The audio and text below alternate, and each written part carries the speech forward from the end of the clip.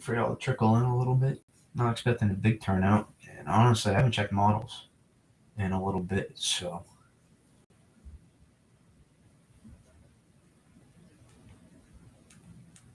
I have not checked models since earlier today because I've been busy.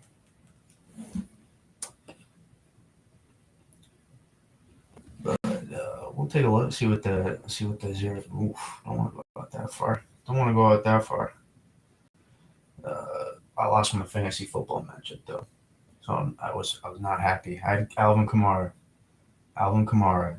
and the Ravens backup tight end versus Kenyon Drake and Devin Duvernay. Any of you that don't know football, I should have won. It didn't happen. It's frustrating.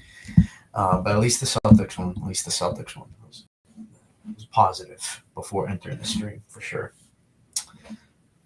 All right, what we got cooking?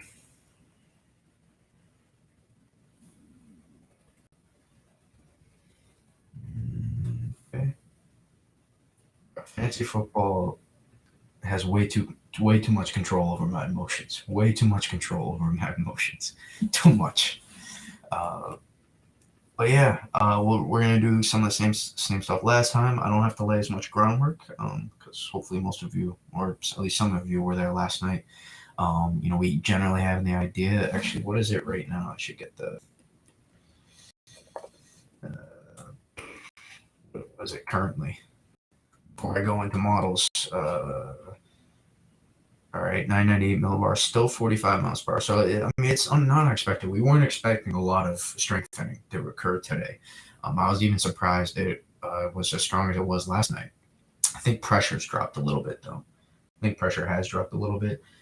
So that's not ridiculous. But, look at the wind field, too, on this. This is 45 mile per hour subtropical storm.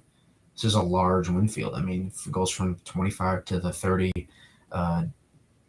degree north latitude line, that's a pretty large wind field. Just in general. So that's their storm surge is definitely going to be a concern, all the way up and down the southeast coast for sure. Because it will be prolonged. It will be for a couple days too. It's going to meander a little bit until it gets picked up by the trough. So there is going to be a storm surge threat, and depending on how strong it gets, can define that too. And remember, storm surge is not just how strong the winds are. The winds do push the water on shore, but also the pressure. The pressure is very important. The pressure, obviously, creates the gradient, but also we talk about pressure. It does, the stronger the pressure, the lower the pressure, the more it can enhance storm surge impact. So it's going to be whether or not it gets Cat 1, Cat 2, 70 mile per hour tropical storm, it's likely going to get into the 980s or 970s even, and theoretically can't rule out like a high 960s. So that is something to consider too. If we're looking at like a 970, say only, only is a bad way to phrase it, but let's say if it's only a Cat 1 at like 70, 75, 80 miles per hour, but it's still 978 millibars. That's high end Cat 1, borderline Cat 2 status for storm surge. Now, it's not going to be super confined. It's not going to be super tight inner core. So if there is even an eye wall where the inner core sets up, or if it gets close enough to make a landfall, it looks pretty certain that we're going to get a landfall. It's not a guarantee, but it looks pretty likely we're going to get some sort of landfall. Update.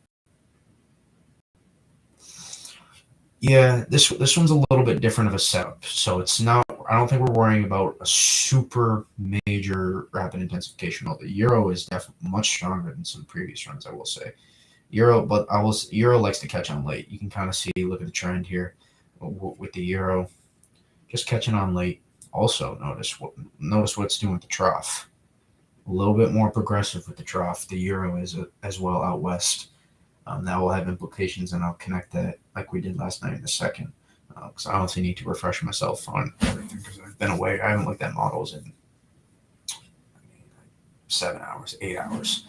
And when you're tracking storms, you get away from models for a little bit. You kind of need to refresh yourself. But looks like Euro is coming back to reality. I mean, we can see what the actual pressure is. Was it down to 994? I mean, we can look how weak it was with the pressure before. It was like 1002. It's starting to adjust. But I mean, the size. Look at the size of the system. It's very visible. I mean, in general to the United States, but look at our rain shield here. That's a pretty large system right there, and it's going to be a little bit asymmetric. So on this side of the system, there's not going to be a really probably won't be as much precip on the southwest side because the dry air is going to be working into the system from this side, so it's going to get cut off a little bit. And also with the trough, we'll be pushing east and north, so it's also eventually going to get displaced to the northeast, and then eventually get pulled up the coast as well, the rain shield. So that will be something that we're going to get into the flood threat again, because that still is definitely a concern. And depending on the interaction it has with the trough, how soon the trough comes, that's going to play a big part in how much of a baroclinic interaction we get as well. So and what I mean by that is, if we look at 500 here, eventually these two are going to link up. Eventually. So how much of a stream interaction we get between whatever's left of Nicole? We're past Ian at this point. Ian was a little while ago. In this big blizzard out here, the interaction we get between these two is going to define whether or not how close we can get the actual system to get baroclinically enhanced. Get enhanced by the jet stream, become fully extratropical, and at that point it can have its tropical origins, and then maybe potentially intensify and be a problem with not only rain-wise. I think rain-wise, regardless, it's going to be hard not to get at least some problematic flooding. And when I say problem, I don't know about historic, I would say yet, but it's probably going to. There's probably going to be a flood problem for the Northeast U.S. and the East Coast. Especially the short-term impacts, but also the long-term impacts. If I show you the GFS, I'm not sure how the run played out. You can see the GFS. It's a little bit higher res for some reason on tidbits, but it looks like a little bit more. It gets pulled north. Let's see the difference between. Why did I just pull up? That's fine. Does it? I haven't even looked at it yet. I wish you didn't tell me so I could figure out myself, but that's okay. It does look like initially. I mean, we look at previous runs. Yeah, gets pulled north a little bit sooner. Notice our trough. Look at the connection. More progressive. This is not as connected. This kind of sheds this piece of vorticity here. So people that live in this area are not going to want that too. They're going to want this thing to wind up as much as they can so they can get the biggest. No, John, you're fine. You're fine. I'm gonna just break it down regardless. Anyways, it's fine. But these people out here are not going to want that. These people here though are.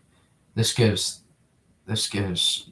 northern Minnesota a better chance of a blizzard here if it's a little bit more progressive. And notice a little bit more progressive of a trough. Euro has been trending that way too, and originally it was so progressive. And when I say progressive, I mean more progressive, not the trough is progressive itself. I mean more progressive, because this is a pretty wound up upper level low right here. It's pretty wound up. But what it's going to do is it's going to shed. Notice it's going to shed that, and it kind of almost a new trough forms. We get this injection here, so some Arctic air. It's going to swing around the trough base, eject around, and then originally what was happening is this piece, the timing of this was a bit different to the point where Nicole was going to be a little bit closer here. And that's when we were looking at a chance for maybe snowstorm, because we were going to have a strong moisture feed being supplied for a system that had the Arctic air but just didn't have the moisture feed, and Nicole was going to be that moisture source for this one. But we just don't have it. That's just not likely in the cards. I stated that from the beginning. It was a threat, but it's probably going to be more Canada that's going to be able to cash in that, and you can kind of play it back a couple.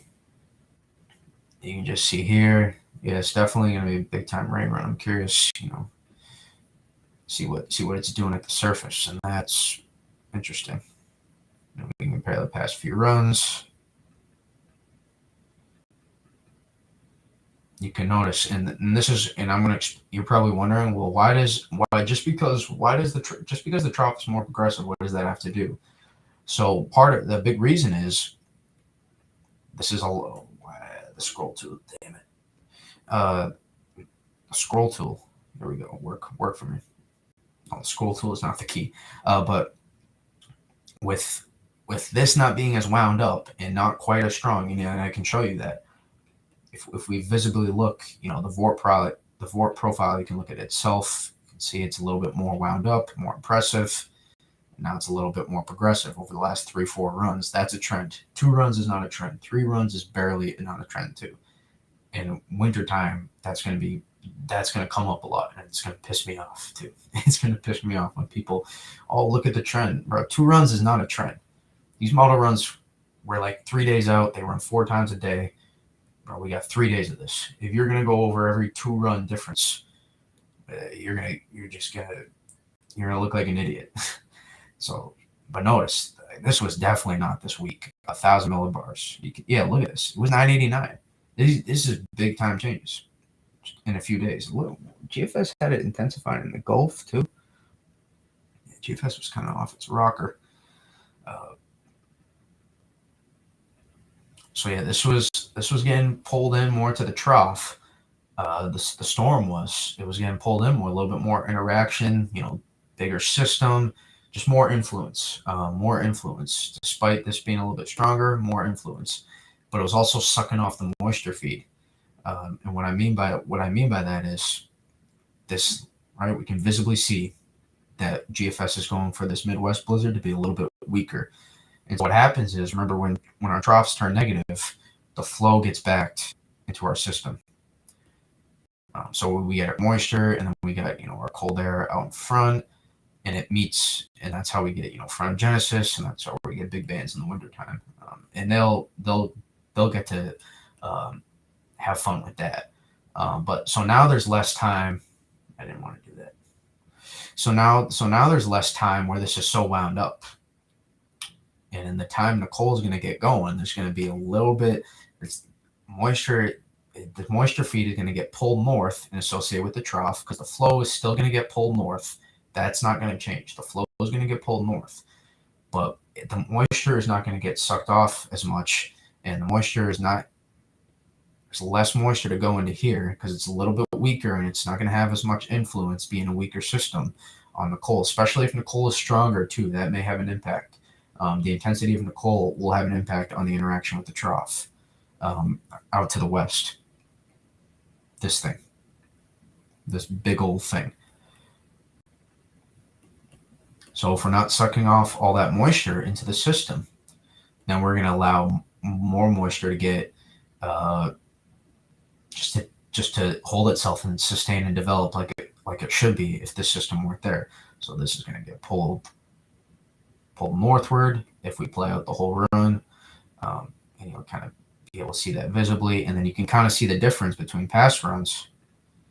You see how the moisture feed's not able to get extended out. It's kind of getting sheared off a little bit. And notice, and now it's starting to get more expansive because we get a little bit weaker of a system.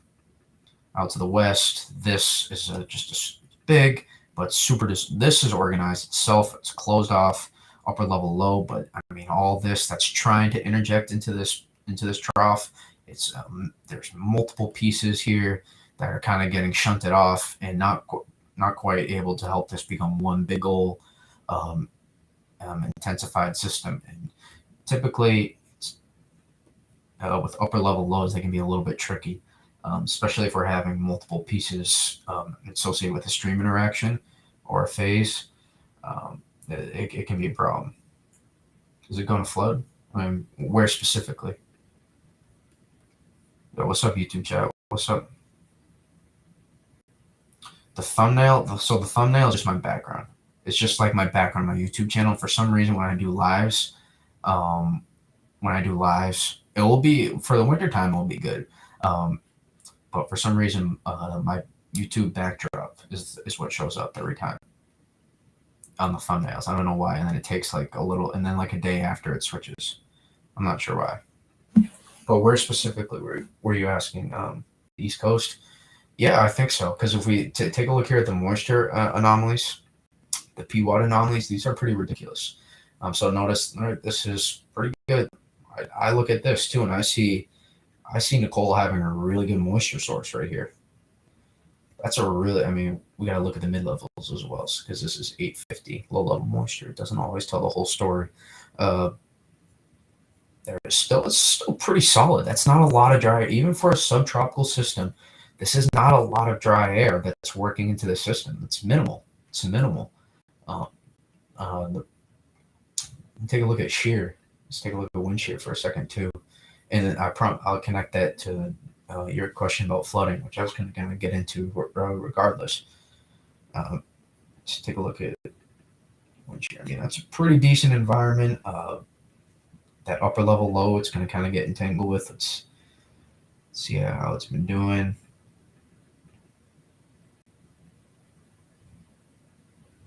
The flow's not bad. I mean, we look for this. So the system's moving west.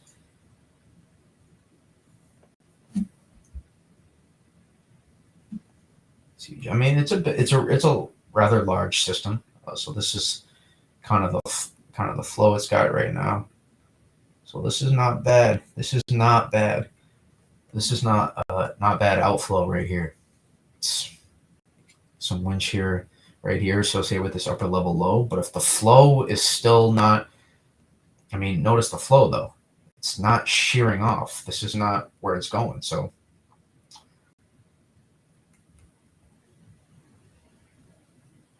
yeah, well, here's how it works too. If a subtropical storm that goes into a hurricane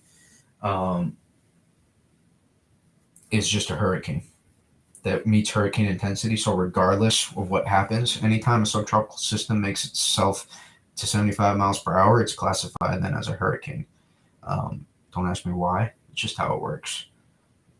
So that could be part of their reasoning why they think it's going to be purely tropical, but it's going to get better organized over the tropical, supportive tropical environment of 27, 28 degrees sea surface temperatures.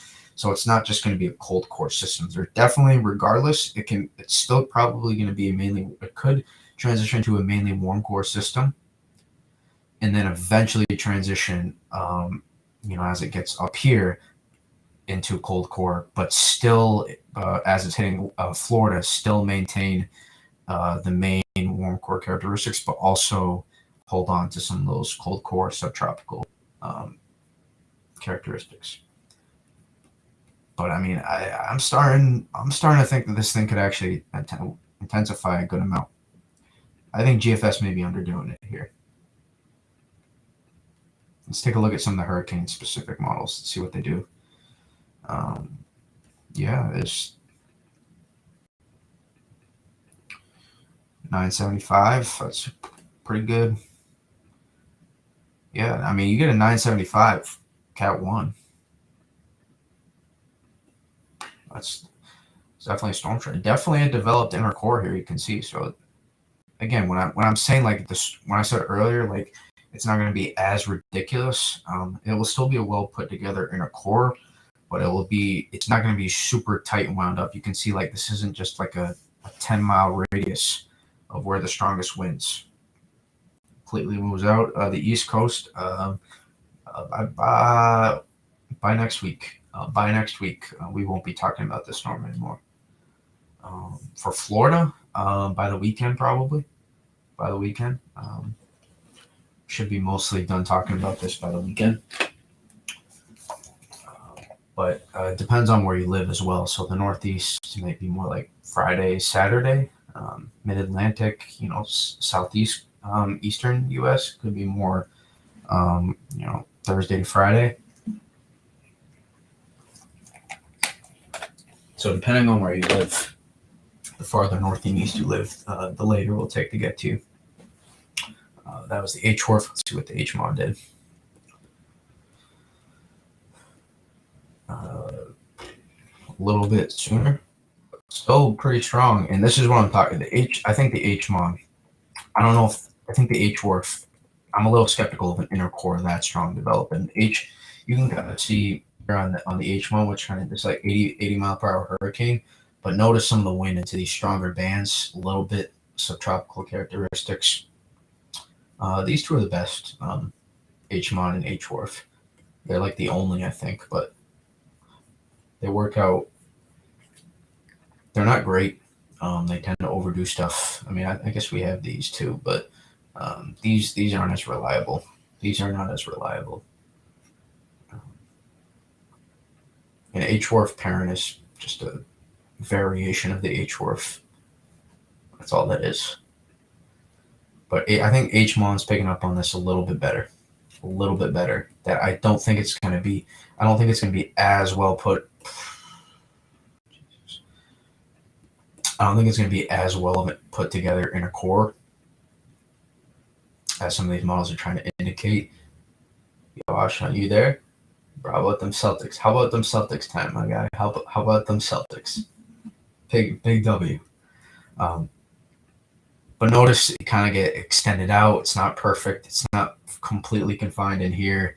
There's going to be a little bit of a pressure gradient. So there'll be strong winds if I show you the parent to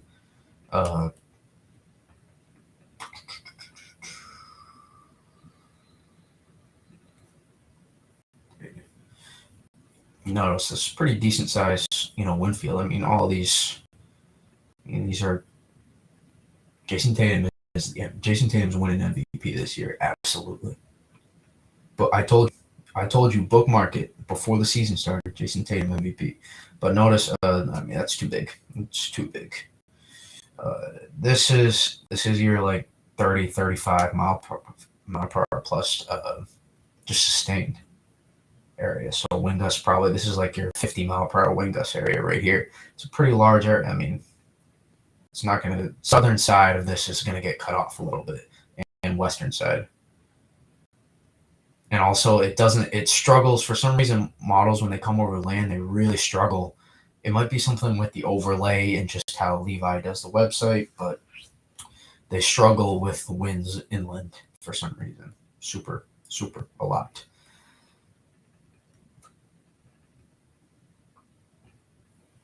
Actually, parent, gets this up to 75 knots. It's 85 mile per hour.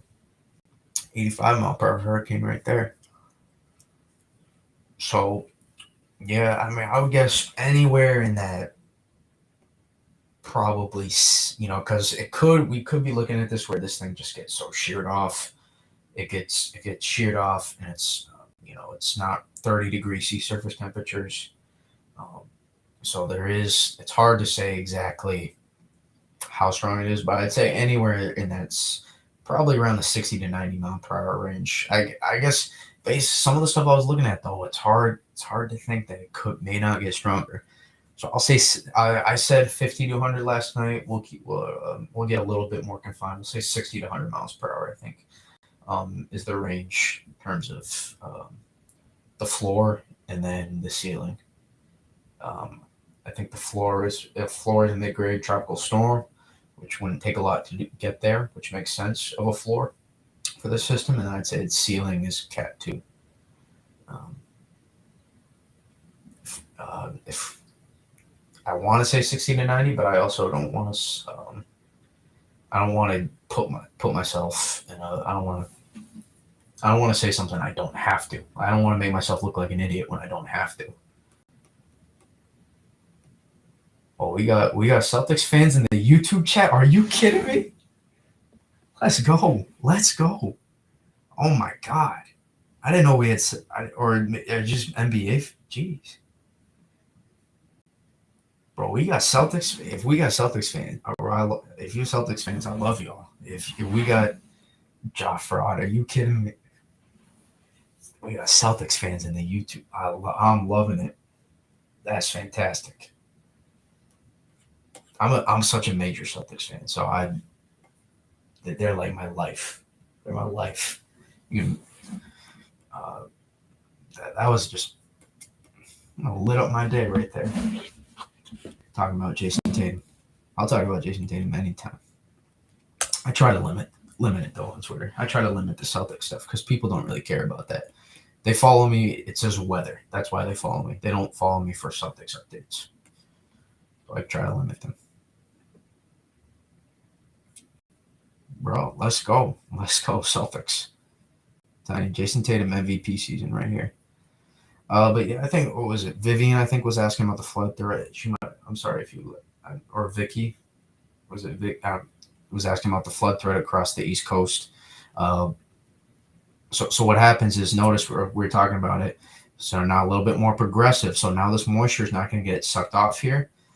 It's not going to get just pulled into this trough. And what would happen is it would kind of take away from this.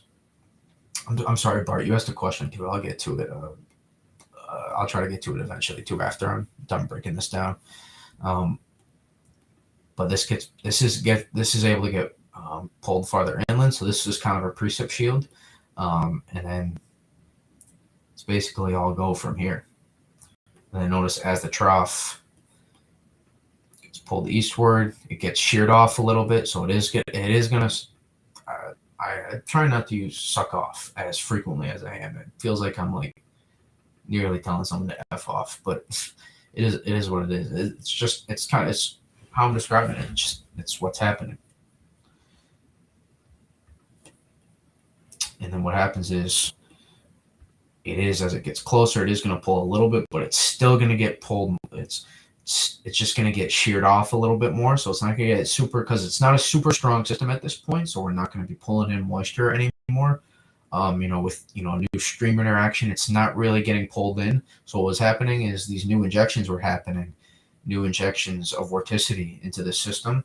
And what was happening is it was also trying to pull in moisture while this is happening, because it's an intensifying system. So it's trying to get as much as it can.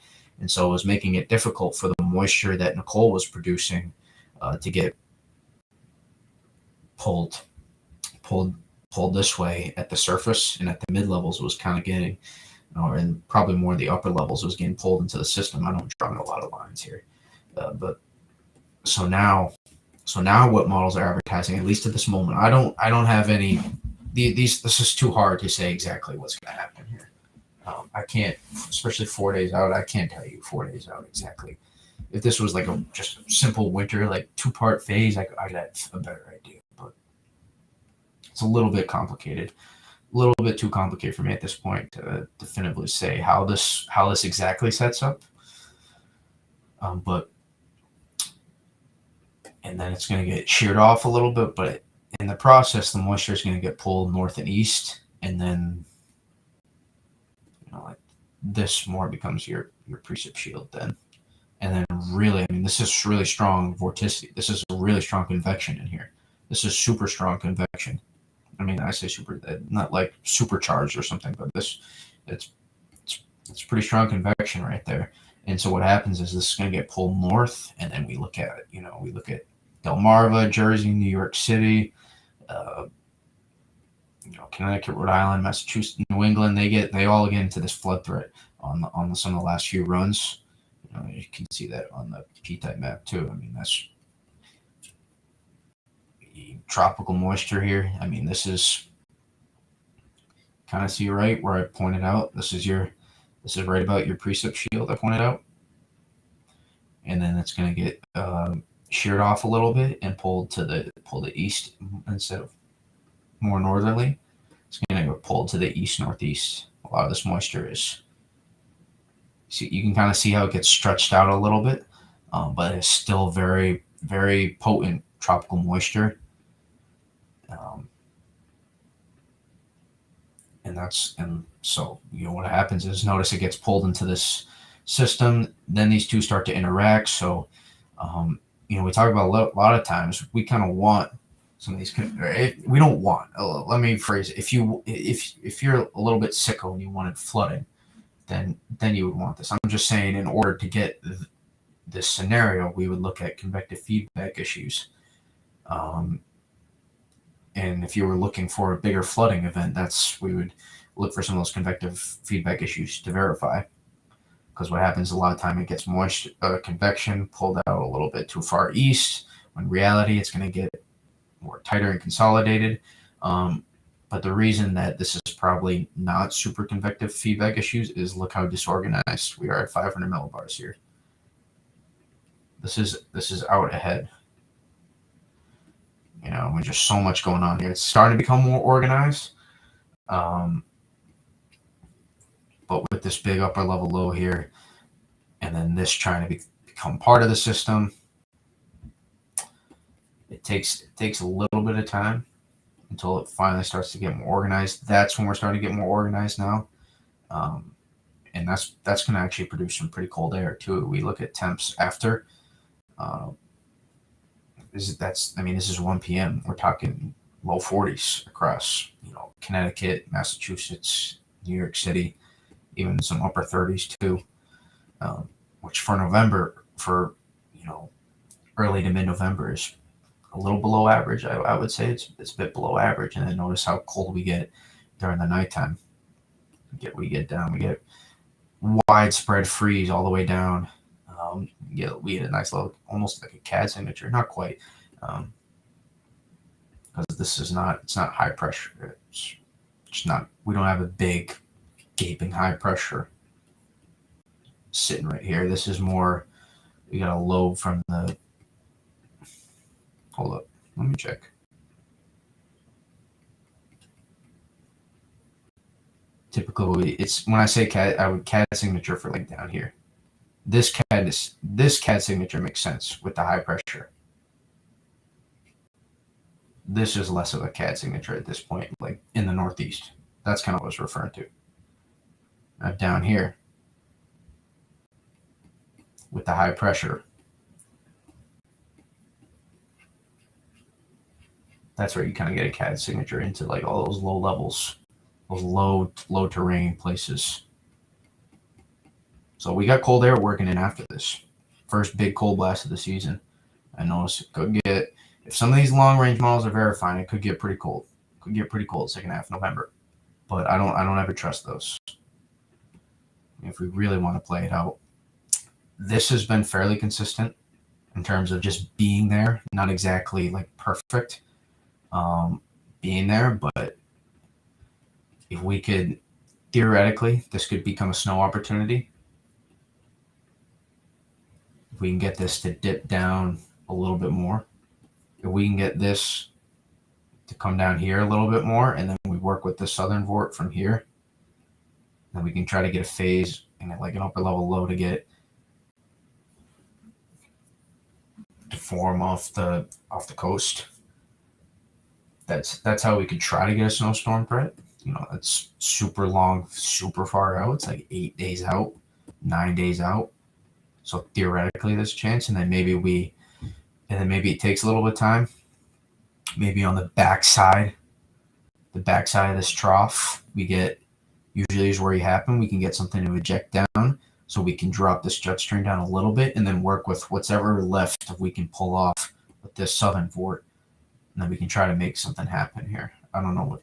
I'm sure it did something slightly interesting, given it's a near miss. I'm sure it did something slightly interesting. We can look at it.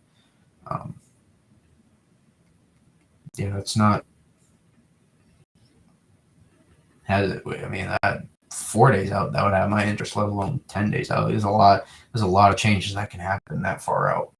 So this is just me pointlessly scrolling through some of the longer range stuff because I know it's going to change. But I'm trying to figure out when we're going to have that first snowstorm to track. And honestly, if this verifies, not if this specific model run verifies, but if we get the verification in terms of opportunities, we're going to have our storms. We're just gonna. we can get lobes of the polar vortex to get dip down, so we can get some weight. We can get some good time troughs going. Right now we got consistent pieces in this part of the jet stream. We got consistent part of the, like if I show you this, our subtropical jet here, we got pieces we're working with. Look at this. Oh, no, don't go text. Boom. That could be a southern vort. Boom. This is a little bit more stronger, but that could be a southern vort. Something, maybe it gets a little disorganized and then gets stretched out. Boom. That could be a southern vort. That does turn into a southern vort on this specific model run. Boom. This could be a southern vort. This is kind of connected. These are disconnected, but could be connected. So there's gonna be, I'm telling you, if we can get anything close to verification this time frame, that does end up becoming a southern vort, just disconnected. Boom, weak, but still another southern vort. I'm telling you, if we can get some cooperation here on our North Stream for the latter half of November, the mid to latter half of November, we can have some snow opportunities. We can definitely have some snow opportunities. I'll be curious. Judah took a week off, Judah Cohen, so I'll be interested to see what he put his thoughts, what his updated thoughts are. He's my go-to for I mean I do it myself some, but I'm not super good at it, so I try to see what some other people are saying and try to put the pieces together. White Thanksgiving. I joke. I won't say it. I won't say it. Yeah, timing's important. You know, you just what you need boom. This is what we there's for two part phases. Boom, we need our trough, and then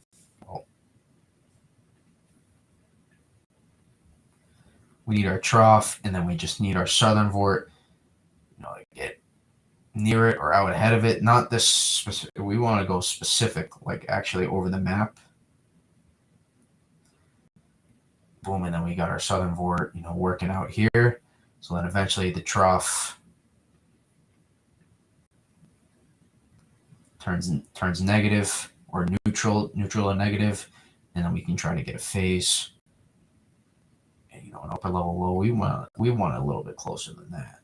We want, and then upper level low to form here, hopefully strong, and then that's how you can get coastal sections in on it. Maybe very coastal get cut off a little bit, but that's how you get a big snowstorm in New England and the Northeast in general. Mid-Atlantic too can get into some of it. We'll probably mix. A little bit. The Miller B systems, they tend to mix. Mid-Atlantic either gets cut off a little bit in the transfer, or mix. So Miller B's aren't exactly. But I say that, but you get into the initial, so I like, it's not like you don't get into it at all. You can get a good solid batch depending on how strong each vort piece is, but it's different for every system. But you can still get into pretty good, significant, you know, snowstorms in the Mid-Atlantic with two-part phases. You can still get it. It's just a little bit harder, and typically you need them to start a little bit farther south, like a January 4th, 2018. That'd be the kind of event you need that. You need that to happen. Typically Mid-Atlantic folks like, you know, single stream southern vort that amps up, closes off here, and then New England gets left in the remnants of it. But in here it gets, you know, anywhere from like, you know, gets a nice 10 to 20 inch snowstorm. That's how the Mid-Atlantic that's how you want to cash in if you're in the Mid-Atlantic a lot of times.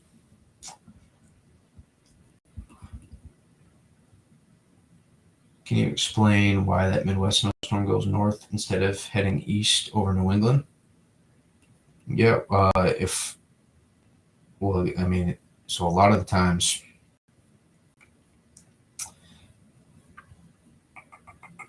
let's play it back. So if we take a look at our jet stream, notice you see these contour lines right here? These little lines at 500 millibars. This is the flow. Our jet stream supports a pattern right now where this southern vortex. I mean, how did this originally get here? Let's take a look back. I'm pretty sure that's how it came in. Kind of.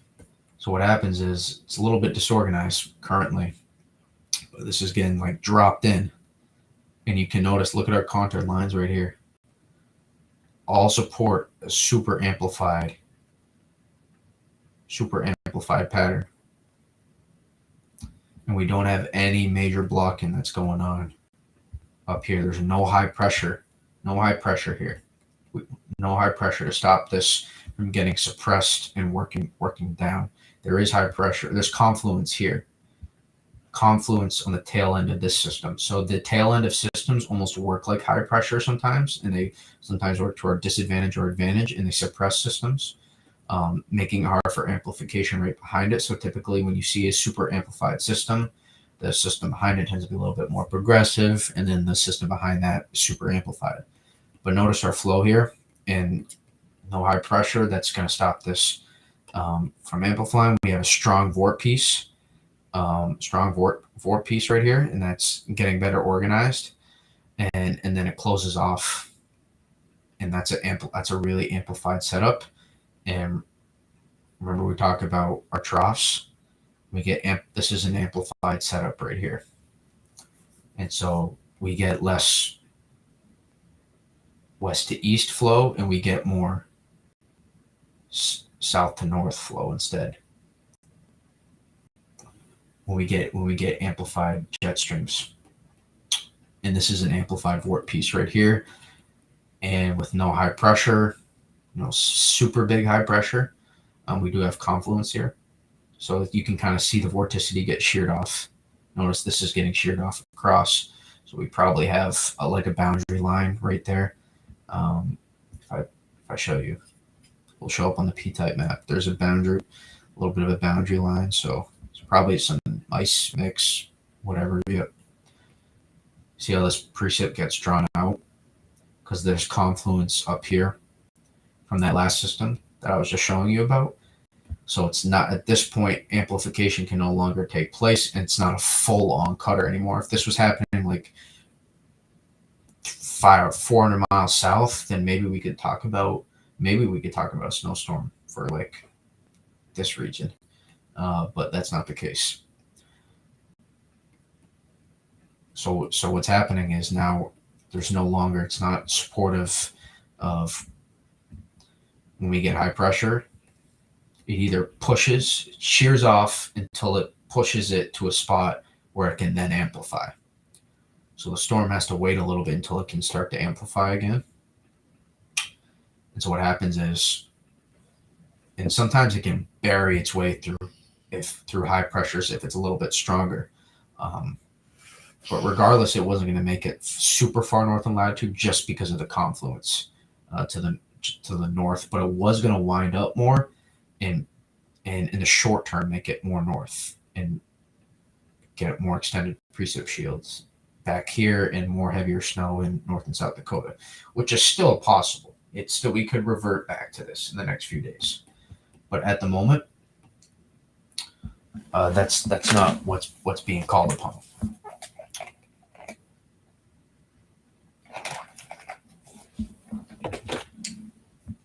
So what happens is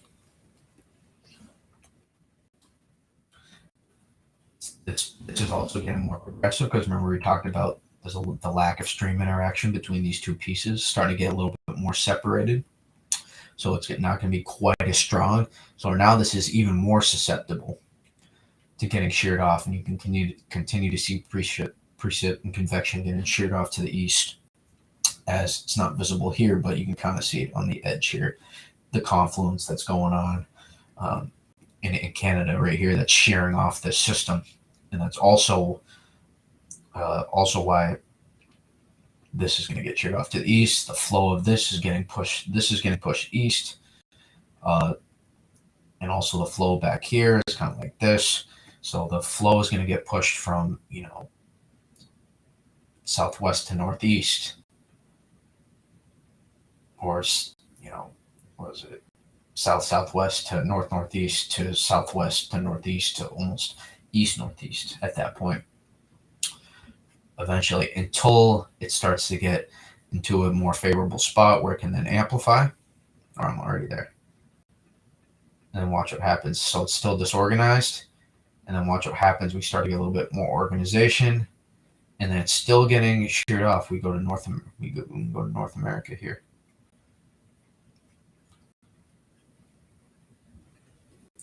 This is high pressure. We have big old high pressure, big fat high pressure there.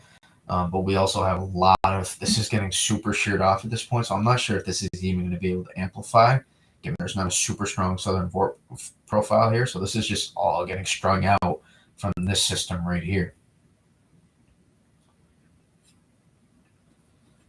We play this through. See, this one's not even going to be allowed to amplify whatsoever. With this high pressure, it's not going to allow the system to pull out here and then maybe work around it and then amplify, over into the Atlantic. So it's just going to get stretched out. Confluence here, confluence here. It's almost like notice, and we have high pressure here. So we're creating a path for this vorticity to get super stretched out. And we're not going to be able to amplify it at that point to even get Southeast Canada snowstorm. Like a big one. Big one. There's probably something there. There's not even a lot there. Notice how stretched out it gets. They'll get a little something. Originally, they'll get a little something to work with, but notice how stretched out this gets. You can kind of see what I was talking about. This is our pathway right here. These two systems, and then the high pressure. There's only one way out for this system to go. It's right here, and it's not going to be able to amplify a lot.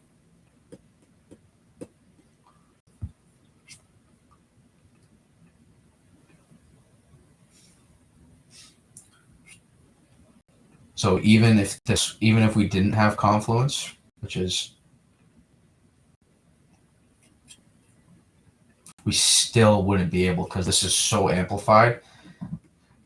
Where this vort drops in and how strong it is, it would just continue to amplify and head north. And then we would get even warmer, actually. We get this southeast ridge to pump in. This is high pressure right here. This would pump in even more. We get even warmer than we already are going to be. I mean, let's take a look how warm we're going to get. It's pretty warm. I mean, look at that. Whole East Coast is going to get, well, this is our moisture feed coming up. We got, it's freaking 7 p.m. and 60 to 70 degrees in most of the Northeast.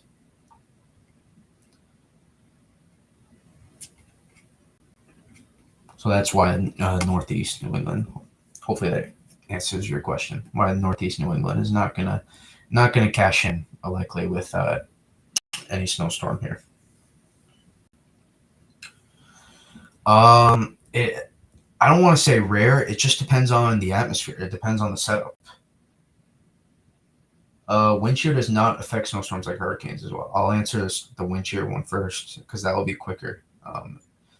Wind shear does not affect hurricanes like snowstorms, because snowstorms are mid-latitude cyclones and they get enhanced by wind shear, whereas tropical systems start from the surface of the atmosphere, from the water, and they spin around in a circle.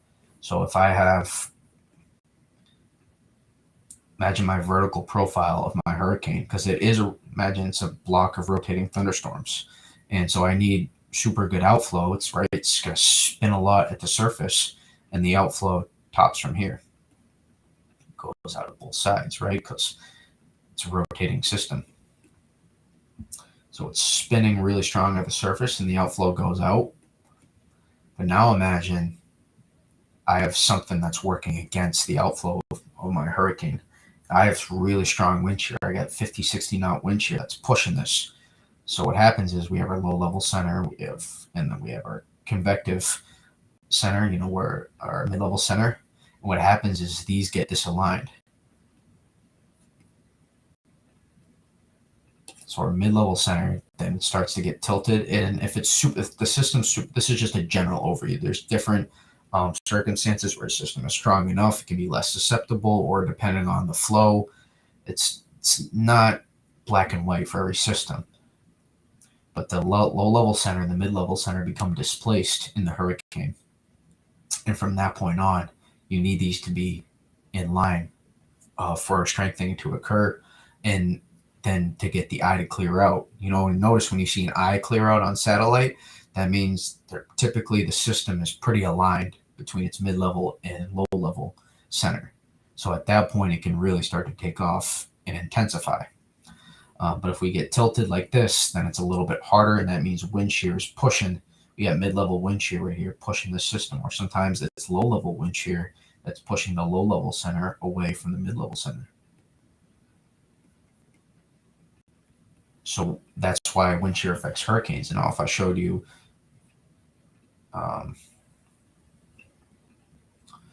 it's a little bit different. Notice how active our upper level winds are here.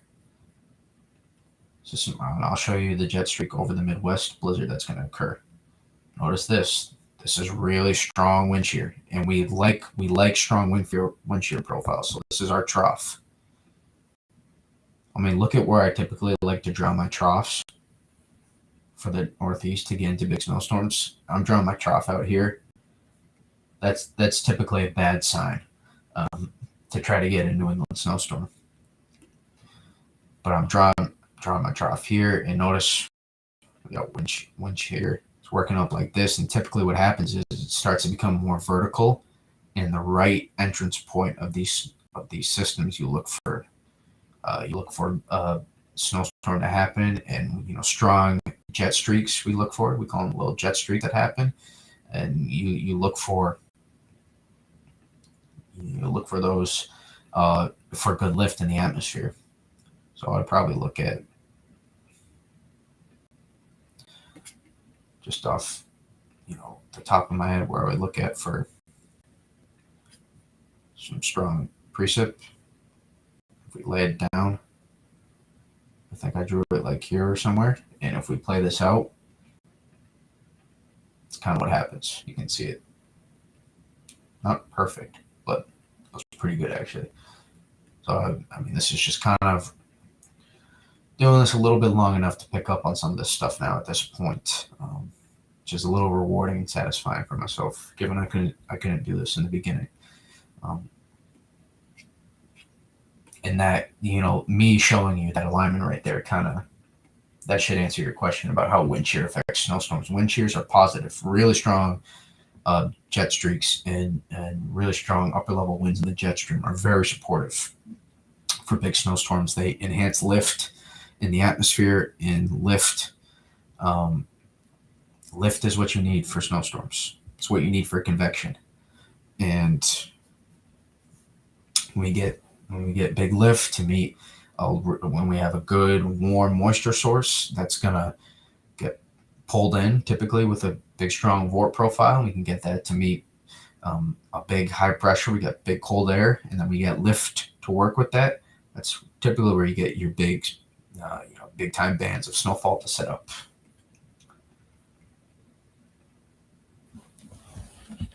Buffalo.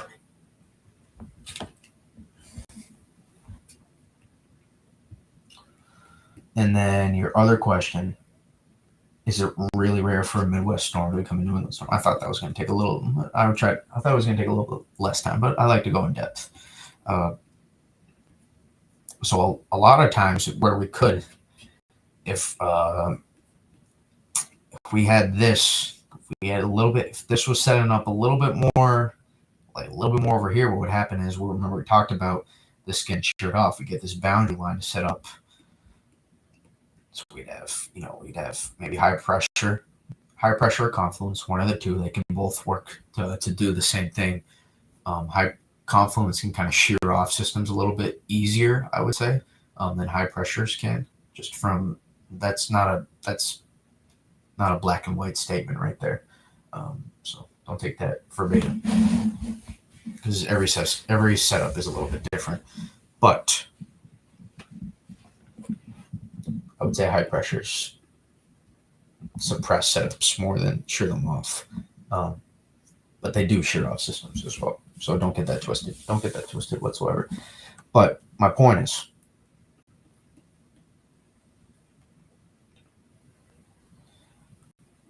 we can get, this flow to shift down another 100, 200 miles or so. And then we can get, basically set this up, what's happening here in the atmosphere, what I just explained like 10 minutes ago. You get this to set up 500, 400 miles south. Then we could talk about the Midwest and the Northeast cashing into a snowstorm.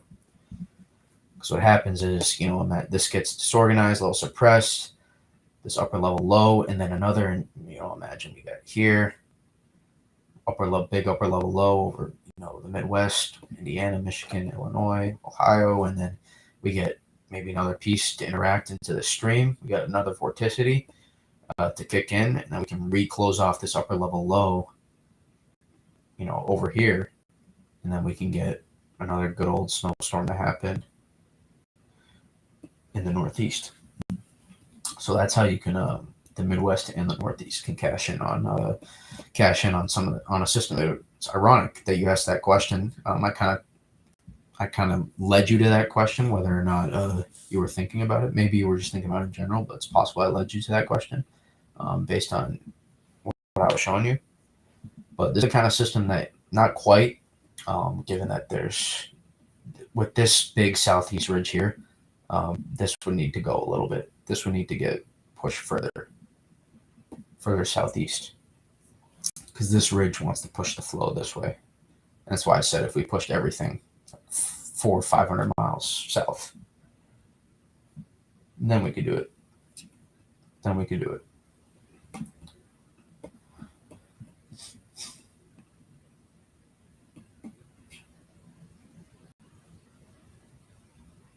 I'm glad you guys enjoy the analysis. I'm glad you enjoy the analysis.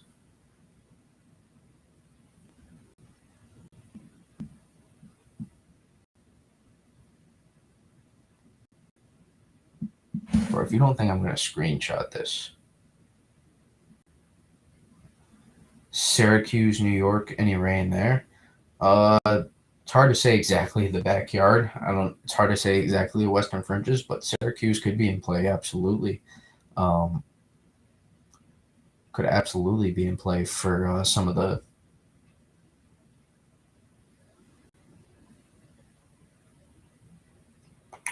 rainfall.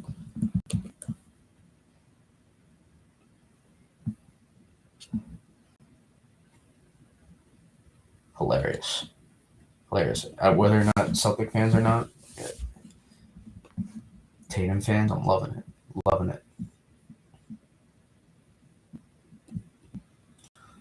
We got any updates? Let's take a look at IR. Did I get a question here? No. Let's take a look at IR satellite.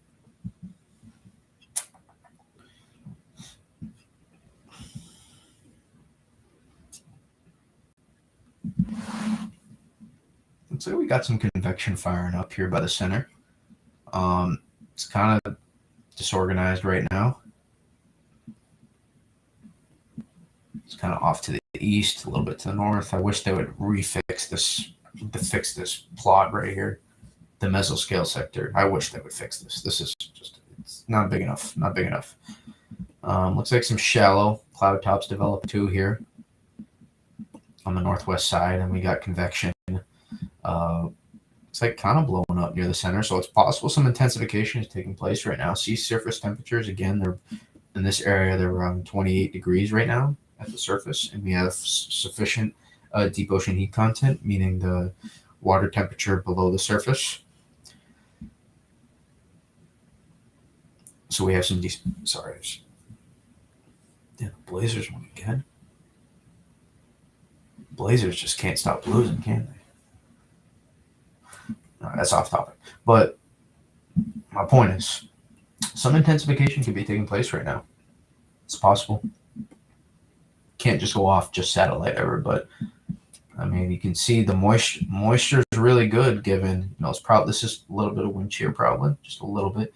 But moisture is pretty good if we're getting this to fire off. And also, if we're getting this to fire off, just not even associated with the center, that means we probably have some pretty good moisture out here as well, given that these are just firing kind of away from the center. It's like associated, but like at the same time, because this is convective banding right here a little bit, we look for a spiral convective banding around the center. And also notice pushing south as well. When it cuts out, when it has no problem, when CDO has no problem expanding like this, that's also a sign you look for intensification as well. So we could be seeing some minor intensification occur right now. Is intensification. Let's go west. Nope.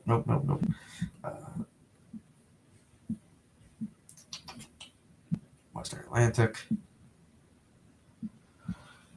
Oh, Recon's flying in right now. That's good. You get some good information, I guess. I don't know if I'll be up for it, depending on how close they are. We can see how close they are in a second. Let's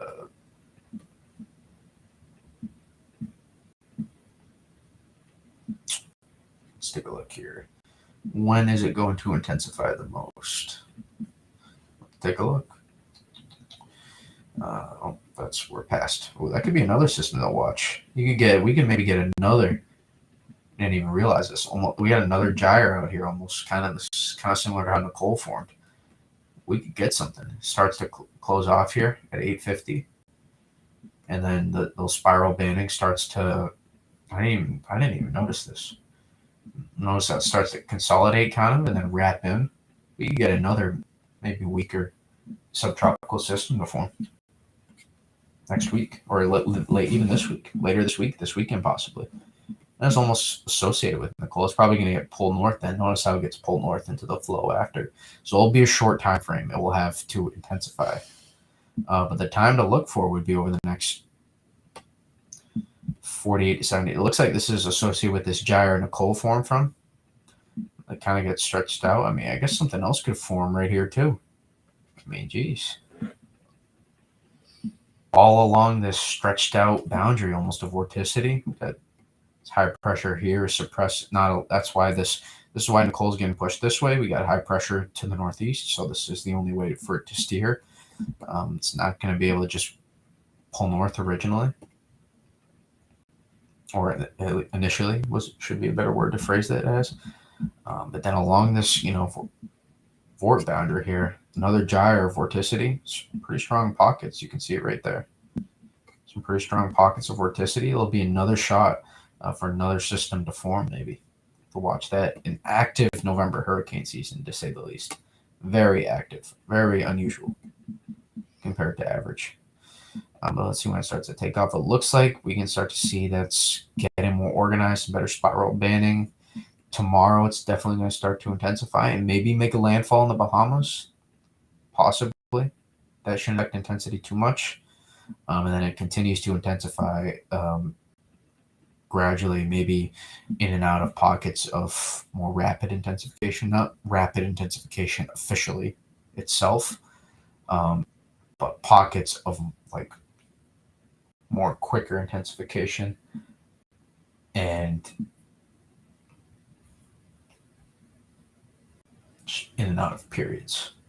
Sorry, I got distracted again. I can't believe Jeff Saturday is the new coach of the Colts. I'm sorry. Some of you don't even know what I'm talking about when I say that, but I couldn't believe that. Point being, next 48 hours, next 48 to 60 hours, we should continue to. So it makes sense that it's starting to intensify right now.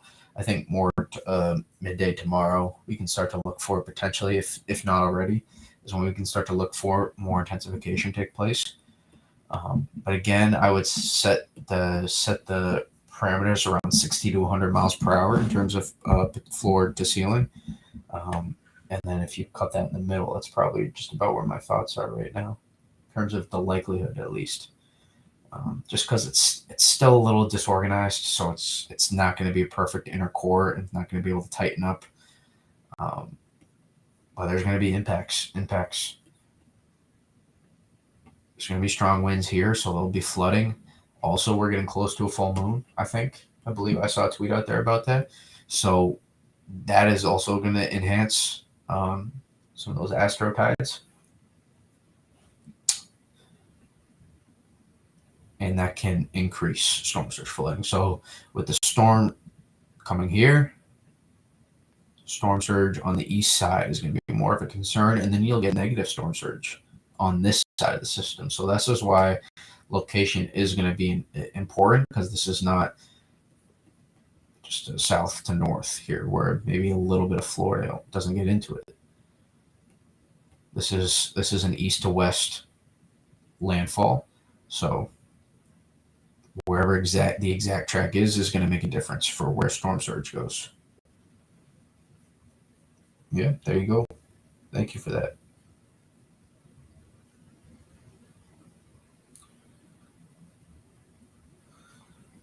I'm sorry, I only see the user tag. I know your name on Twitter or something else. I know it's not Psycho Trucker is your username, or that's your username, but your like Twitter handle name is different. I forget. I'm sorry, I forget that. Thank you for that. So yeah, so close to full moon, that's going to be a problem for Astrotide as well. And then Recon, it looks like they just went through, and that's how we got the 998, possibly. Looks like they're going through. I'm curious what they find in this side of the storm, because this convection, based on the low level center, you can mark. Yeah, that's right. I'm sorry. It was Mark B. I think it was something like. Thank you for that. Hopefully have a good time in all the winter streams this year. Hopefully, but we're gonna look to see how far the CDO can become a little bit more symmetrical. It's never going to be fully symmetrical. It's going to be mostly asymmetrical for a lot of the time, but how much convection can spread down faster can allow the mid-level center, like we talked about earlier, and the low-level center to align, and then that can help promote intensification. So that's kind of what we're looking for right now at this point.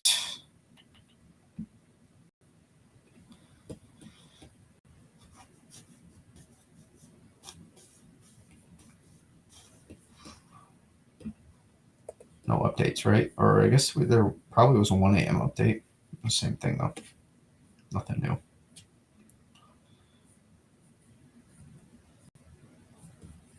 Probably some significant rainfall for the Bahamas and central and eastern Florida. It's like a solid anywhere from like 2 to 8 inches maybe in Florida of rainfall is possible. How wound up the system becomes too, we'll define that. But really, the flooding in Florida, they're used to it, so it's not going to be. And the landscape holds it a little bit better. That's going to be a little bit less of a problem. Well, it will be a problem, like I say that, because there'll be plenty of backyards and homes that are affected by it. So I don't want to take away from them, but I think the real flooding story, if we can continue to see a trough this progressive out here around this, again, you can only overdo things to a certain extent to the point you really start to shift that rainfall axis like way farther west, which regardless, it's going to get pulled east eventually. So there's no way, unless the rainfall gets pulled offshore, there's no way, regardless of how far inland this rain shield comes, that's not going to get pulled east to eventually get pulled east and over into the northeast. So I think the real flooding concern is going to be in this area right here. Now I'll cut it off a little bit more. So it would be some, I don't know if I want to cut it off that much. Something like that. And then the biggest concern probably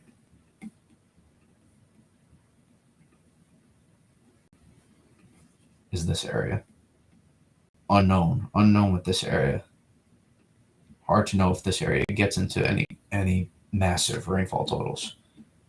This area, I don't want to say lock. Pretty good shot though. It's a pretty good shot of at least, we're talking maybe 1 to 3 inches at a minimum, and it's gonna come in it's not like over a 20 period. I mean, the total rainfall could be, but like the actual heaviest batch. Let me take a look. I mean, I don't want to just show one model always, because I've looked at multiple models. I guess let me stand corrected a little bit. I'm still skeptical. It gets pulled this far north and not sheared just a little bit more. But I mean, I did draw the rain shield. I did draw it like that.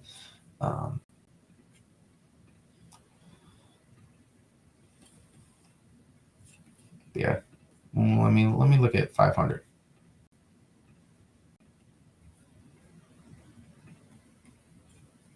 Based on 500 GFS, this is that's your rain shield right there. This is your flood threat right here. Let me redraw that. And we look at the Euro too. We can do a mix. I mean, Euro's coming. We can get. I'll just use 18Z. Euro's out right now. Not all the way, but it is out. I'll go 12Z. It's fine. It's a little bit sharper on the cutoff on this run. Looks like the upper level low is a little bit more put together, but again, it has been adjusting every single run. If I pull back a couple frames.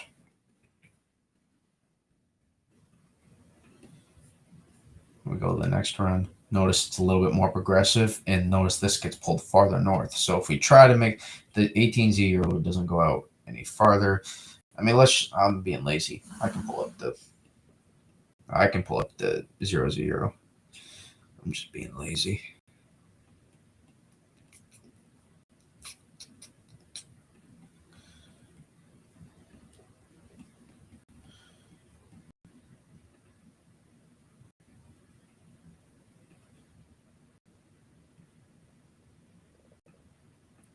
Boom. Let's take a look. Euro is intensifying a little. It's getting stronger every run. It's readjusting. I told you it struggles with this stuff. Here, that's even more progressive. I can tell you that. Look at the difference. Look how much more wound up. This is just a 12-hour difference. It's a 12-hour difference. Just look at this. I told you from the beginning this was a very volatile setup, and there was going to be susceptible to large changes. That doesn't mean we're looking at snow. We're too far away from that, I think, but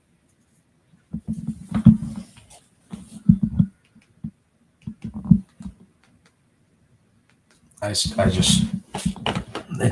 still gonna be some changes. But if we combine the 0Z GFS in Euro,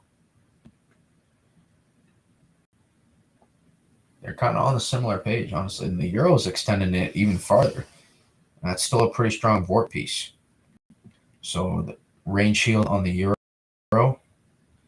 Freaking hate ads. I hate ads, man. I hate Pivotal does this ad thing. I don't hate that they do it. I hate where they put it. This is kind of your precip shield. I guess it's cut off a little bit more. But that's your precip shield on the Euro. And then eventually this is going to get pulled north. So we do an in between.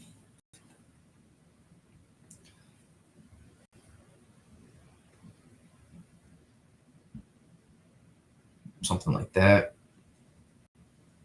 And that. This is where we're looking at for the heaviest. This is where we're looking at for the heaviest rainfall totals. Or just rainfall totals in general, because it's going to be where it rains. eventually, at some point, you're going to get into some heavy stuff moving from west to east. Almost look like we get a little bit of a mini trough. A little bit. Not quite. It's rather organized, though, and that's really strong. It's a pretty strong convective piece. So this makes me even wonder if we get any severe weather at all. I'd have to look more in depth, but that looks like it could be some. This, I mean, I told you can only do stuff to a certain extent. This pulls it so far west, and then this is getting sheared off. So this looks like more of just a severe setup for New England, and the interior Northeast gets into more of the heavy rainfall totals.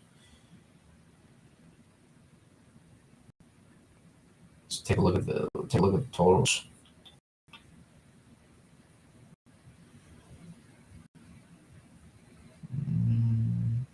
Where they at?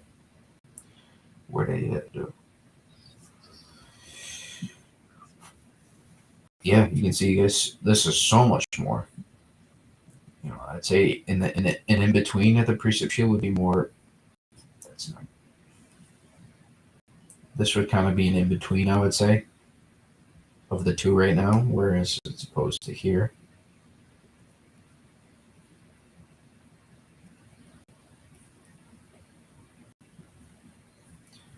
But how many inches of rainfall is this? Anywhere in red on this particular run is 2+ inches. So that's a wide swath, especially over the Appalachians too. Runoff is probably a concern there. GFS is a little bit farther east. But Euro is going so place. This is such a dramatic change. Take a look at the difference between 0Z and 12Z.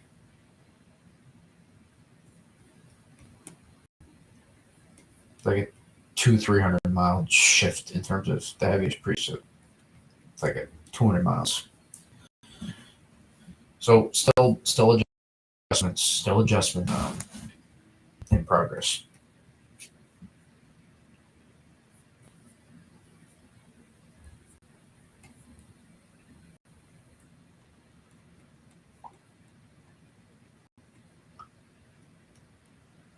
See, Recon make it there yet? Nope.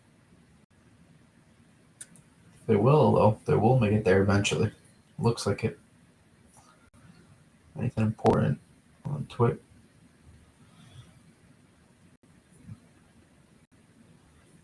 You got anything? Still in a drought?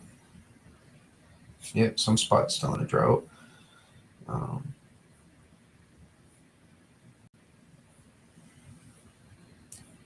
Here the GFS totals right here. So widespread, like 2 to 4 inches right there.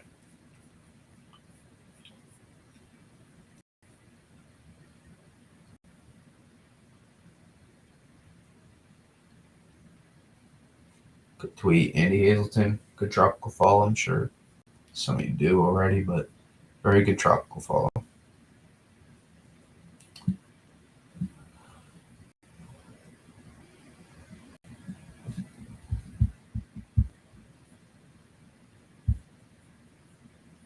I'm skeptical if we're going to get that strong of an intercore like the H-Warf is trying to suggest. I'm a bit skeptical. of that strong of an intercore developing. Looks like they highlighted this other one, though. They gave it a low shot. I think this is like 97L or something. No, it still could be something. Can't rule it out.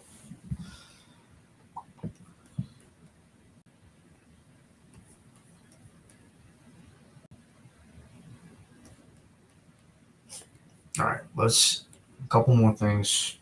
Let's take a look. I mean, we already dived into it a little bit, but the cold.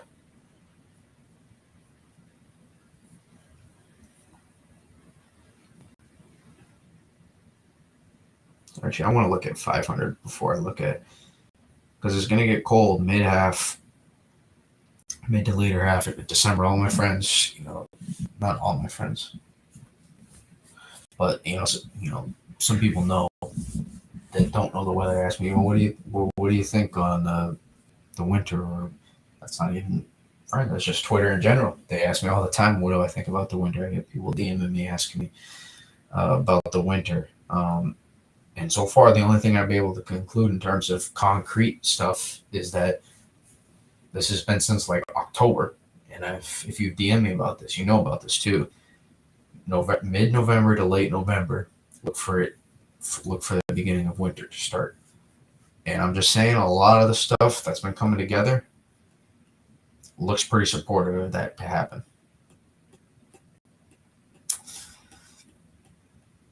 Again, I don't like to hype myself up, but I'm just saying. I think we're gonna have some solid opportunities. And honestly, this is almost a snowstorm look here. I mean, they get sheared off. It gets pretty sheared off here. That's almost a snowstorm look. I know it doesn't look like much, but at 500, you can see how much more is going on here at 500 than it is at the surface. I'm shocked it doesn't show more at the surface, honestly. With that good, it kind of does eventually. I'm kind of shocked it doesn't show more. 500. So I guess we could try to keep it a little bit on the DL right now. I mean, we don't need, I mean, it is what it is, but it's not like this thing may go on the DL though a little bit just for everybody. But I mean, here's what we're talking about here. We would need this to get a little bit further south, so we can get this to tilt more like this, and we can get this backside of the trough. We can get more vorticity to wrap around, and so we could get a more expansive precip shields, and we can also get stronger precip. And this is funnel of cold air right here. So we got the Arctic air. Just it's too progressive of a trough to make anything happen. If I show you temperatures, take a look at temperatures here. And this is a nice cold air mass to work with.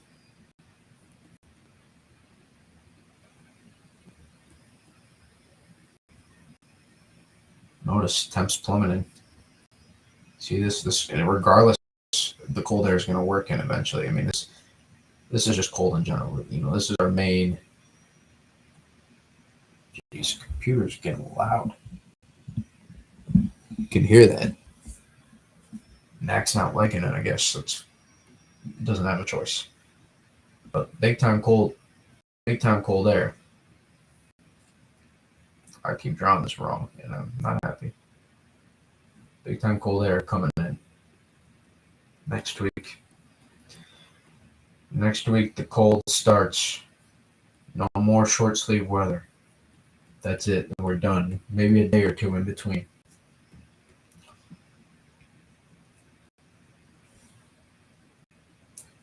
Full sweatshirt, long sleeves, and coats start next week. Whether you like it or not, it's coming.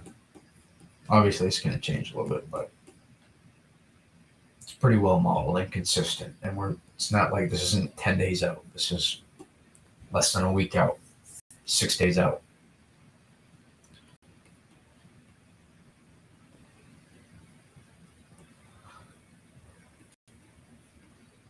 The YouTube, I feel like the chat might have died on me.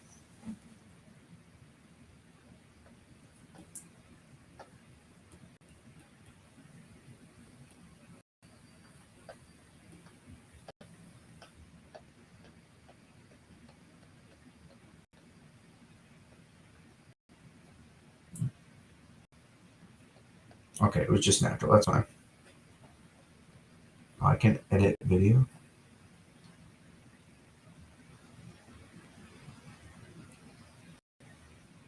This is what I want to do. See this little thing right here. If I don't do that,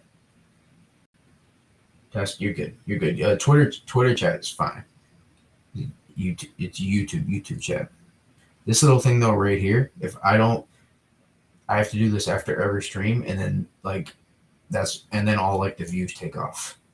And it's not like me trying to seek out views, but what happens is that if whether or not you say this, like for some reason it doesn't get put into the algorithm as well. So I need to start doing this while I make my videos or while I do these streams.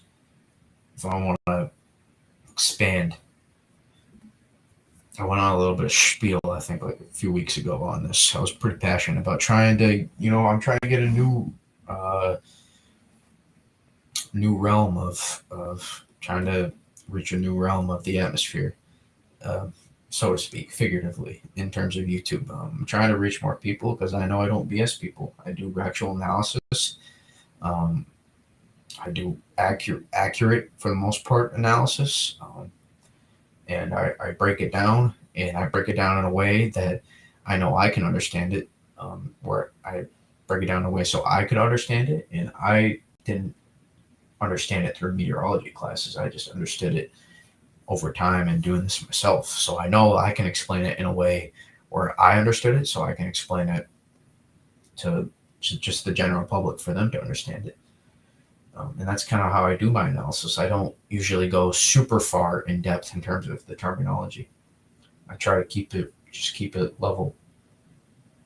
When I say it's level, that's not a good word to use, but I keep it. I don't keep it too. We don't go too intense. We go intense in terms of the depth, how in depth we go, but in terms of the words I use, it's typically you don't have a lot of people going, well, what does this mean? Because if it is a little bit of an intense word, I'm going to explain it. Because I know there was a time I didn't understand that, and it wasn't too long ago. It was not too long ago where I didn't understand a lot of this stuff. So I'm trying to get accurate stuff out there because it bothered me how many people died from Hurricane Ian. It bothered me because if you were following along my stuff, I was providing accurate analysis, and I'm not trying to like pat myself on the back, but I know I'm not going to BS people. So I know this is a safe space for people to come in, ask questions, and feel like they can get non-BS answers. Like there's a lot of people who do this just for entertainment and trying to get clicks. And that's a big part of YouTube. And they misinform people. They mess up people's plans because people view it as actual looks professional. All the colors and stuff, it looks professional. So I'm trying to start a new wave of YouTube analysis very slowly. I didn't originally try to. It was just mainly for Twitter, for my Twitter folks. Try to just do winter stream analysis and etc. But now I'm a little bit more invested in YouTube. Just some people naturally started coming in.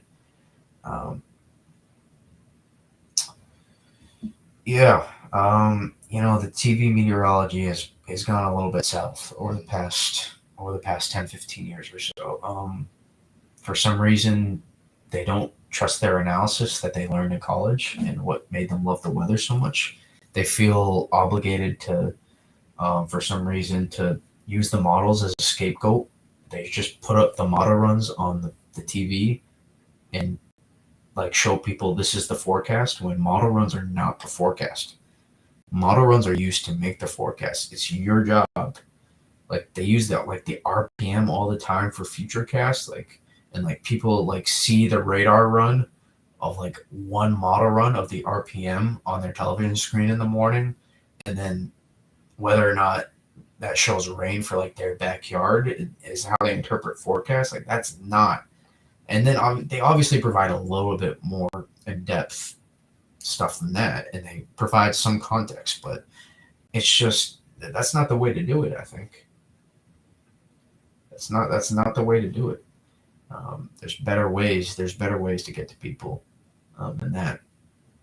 I just think it's gone downhill. I don't think there's any way you can deny it. The Weather Channel is a less analysis, more and more storm stories. I miss, until like 2015, I really enjoyed the Weather Channel. Really, my love for the weather really took off in that winter. And then, the Weather Channel let go, and after they went off the air in like 2015, and then came back. When they came back, it was a lot more entertainment. Um, so that was a little bit frustrating. I still love the Weather Channel. Like if there's hurricane coverage, I'm just gonna go to the Weather Channel. If there's a winter storm, I'm not gonna really like look at all the big models and like the GFS Euro snow maps they'll show, but because they'll still have some decent, just to see their thoughts maybe. Um, and the inner kid in me that from when I was younger still wants to watch it a little bit. And when it comes to weather, I mean that's better than you watching the Weather Channel is not going to make you worse. You're going to get somewhat informed, even if it's a little bit hyped. Um, it's for you're not going to get dumber watching the Weather Channel. The live stuff too, but they've just gone away from more of the analysis and they've made it more for entertainment. And there's a spot for that. There's a spot for people to try to help explain that for that. But the weather community itself now, they don't watch the Weather Channel as much because they don't gain as much information. And people keep pursuing weather in terms of finding out more information about the atmosphere. No one keeps studying the weather or keeps following the weather to not gain more information. That's just how it works for. That's how it works for me. So now people, there's a certain lane for that now, but there's also not everyone. Most of the weather community isn't gonna go watch the Weather Channel to get information about the upcoming storm because they already know like the surface level stuff that they're gonna explain. And sometimes you hear them go into like some of those words, those bigger words, and they just like use them, and then like they describe it a little bit, and then they stop. Like they're obviously not having someone in the ear be like, "Oh, don't say that, don't talk about that." But it's almost what it feels like. It's like they know they're not supposed to go into that super deep, so people can just get the surface level forecast. John Hope, yes, I remember John Hope. I don't remember Paul. I don't remember Paul, but I do remember John Hope. Um, I didn't watch. I mean, I wasn't young enough, or I wasn't. I'm not old enough to watch. A lot of that John Hope stuff, obviously. But I enjoy like Tom Nizzle, for example. That was the guy. I Tom Nizzle and Greg Postel were. Greg still does it, but they don't let him go in depth as much anymore. Sadly, and really the most in-depth analysis comes when they're like live tracking the storm, the hurricane itself, when it's like getting close to landfall. Then they start getting into. That's why I like watching the live coverage stuff because that's where they actually do the analysis. And even though I know most of what they're talking about already, that's why I like the live coverage the most. And plus, they do really good live coverage in terms of putting people out in the field, etc.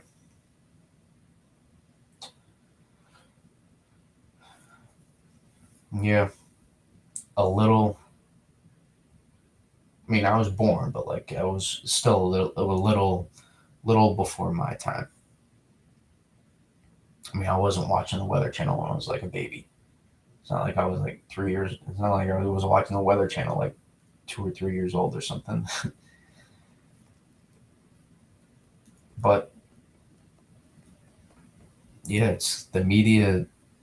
It feels more like media now than weather. A lot of this stuff, which sucks. So that's why I'm trying to do my own thing here and just see where this goes. I'm not really trying to make this like my full-time thing or something. I still have stuff and other avenues I want to pursue in my life personally, but I'm not. I do this anyways, so it's not really like taking like the streams itself. Yes, they're taking away time from my day, but I don't mind doing this. I don't mind breaking this down. Um, I appreciate it. Appreciate it. I'm glad you're on the stream. Yeah, I haven't I haven't noticed you hit a lot in the streams before, but especially in winter time too. These will be popping a lot more.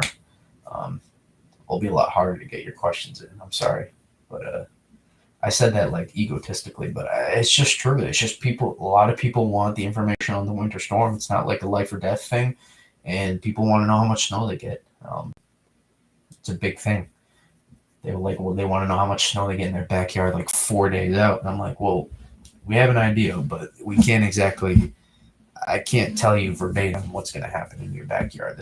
I can't tell you verbatim what's going to happen the night before, let alone 4 days out. So those will be fun for sure. I can't wait. I can't wait for those winter streams. I can't wait to track a winter system. That's why I was just posting about this earlier today. I can't wait to track something like this. Boom. Big time snow rate in there.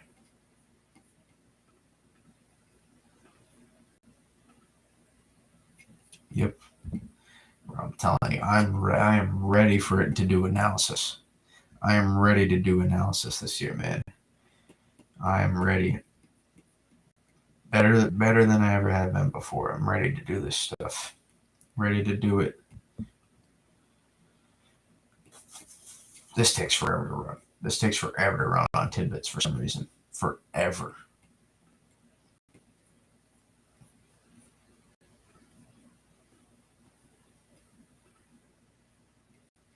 We'll check recon again one more time. See what recon's got.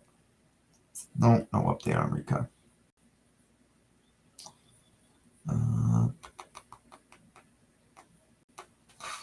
Let's see what happened in the long range. I'm curious. I don't use the long range as verbatim, but I'm curious what each model does in the long range in terms of consistency. That's why I look at. That's why I play these model runs out to 384 hours. And people can say all they want. They shouldn't put these model runs at 384 hours out. Yes, I know it's going to be wrong, and sometimes it's really misleading. But I know I'm not going to be misled with this stuff. I'm generally curious what a lot of these stuff do. You want to be misled and look at that verbatim. You want to talk about cold air. Look at that. It's 1 p.m. Look at that cold air blast. Boy, would I love that. That'd be nice. And it's not just about the cold air. It's just the opportunity to get a nice winter storm. You get the cold air in place, then you can work from there. That's why I think, we're going to have opportunities there's going to be, I think, multiple cold blasts in the mid to late November. So I think we're going to have opportunities. Whether or not they develop, you can never say. But I think we're going to have opportunities for snowstorm. I thought there was a chance with this one in the beginning at one point. There still is technically an avenue, but it's basically almost closed. That chapter is almost closed. There was an avenue to get a good, decent-sized snowstorm.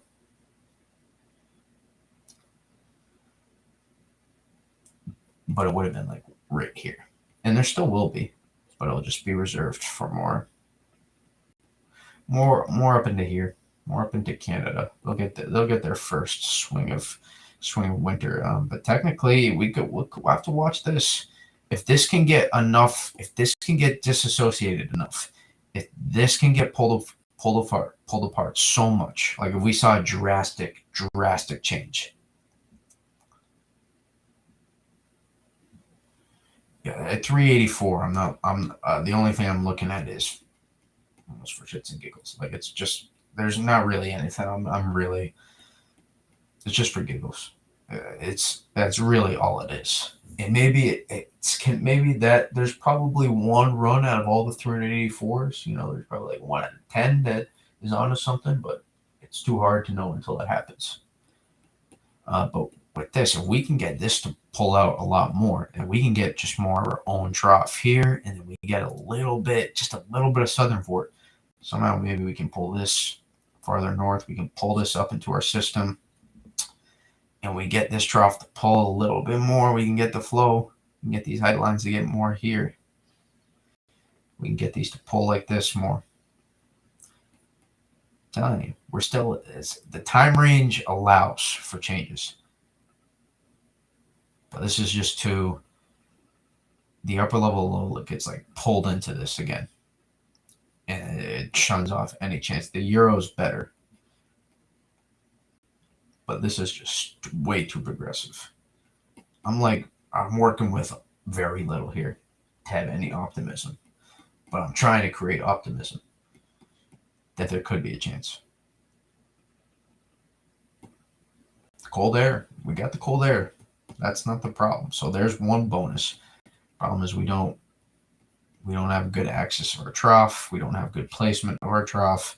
And we don't have a potent southern vort to work with because that's long gone. Nicole is long gone. You can work with a tropical system as your southern vort. The near Halloween system was in 2020. That was a fun system. I was the max snowfall of that system. I saw 7.5 inches from that storm in October, which is rare. I was lucky I didn't lose power too, because people did lose power to that storm. But you can work with a tropical system as your southern vort. It's rather complicated.